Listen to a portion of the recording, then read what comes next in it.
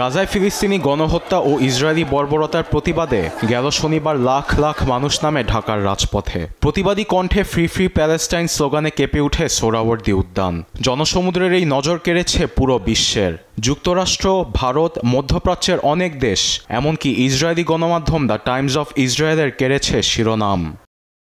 তেল আবিবের গণমাধ্যমটি বলছে, গাজায় ইসরায়েলি অভিযান বন্ধের দাবিতে প্রায় 1 লাখ মানুষের জমায়েত হয়েছে সোহরাওয়ার্দী উদ্যানে। সেই সঙ্গে তেল আবিবকে সমর্থনে মার্কিন প্রেসিডেন্ট ডোনাল্ড ট্রাম্প, প্রধানমন্ত্রী বেনিয়ামিন নেতানিয়াহু ও নরেন্দ্র মোদীর প্রতিকৃতি ব্যঙ্গ করার ও তাদের ছবিতে লাথি মারার বিষয়টিও উঠে এসেছে ইসরায়েলি গণমাধ্যমে। বাংলাদেশের সঙ্গে ইসরায়েলের কোনো কূটনীতিক সম্পর্ক না থাকার বিষয়টিও বলা হয়েছে দ্য টাইমস অফ ইসরায়েলে।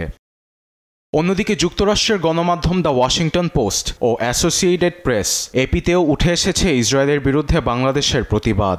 ইসরায়েলকে সমর্থনের জন্য নেতানিয়াহু ও ডোনাল্ড ট্রাম্পের প্রতিকৃতি ব্যঙ্গ করার কথা উল্লেখ রয়েছে সেখানে। একই সঙ্গে বিএনপি ও ইসলামিক দলগুলো এই আন্দোলনের প্রতি সমর্থন জানিয়েছে বলে উল্লেখ করা হয়েছে দুই গণমাধ্যমে।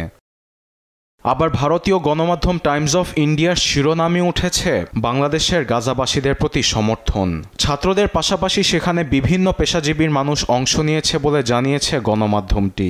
একই সঙ্গে অন্তর্বর্তী সরকারের প্রধান উপদেষ্টা ডক্টর মোহাম্মদ ইউনূসের ইসরায়েলি বর্বরতার নিন্দার বিষয়টিও তুলে ধরেছে দ্য টাইমস অফ ইন্ডিয়া।